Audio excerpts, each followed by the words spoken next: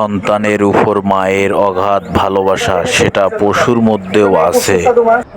এই কুত্তাটার 60টা বাচ্চা, যেখানে একটি বাচ্চা লালন পালন করতে মানুষ হিমশিম খেয়ে যায়, সেখানে কিভাবে এই 60টি বাচ্চা সে দুধ পান করাচ্ছে। সন্তানের উপর মায়ের যে ভালোবাসা, পশু পাখি জীবজন্তু তার বাচ্চার উপর যে ভালোবাসা, তার যে শত শত গুণ আল্লাহ রব্বুল আলামিন তার বান্দাকে ভালোবেসে তৈরি করেছেন, এই পৃথিবীতে পাঠিয়েছেন।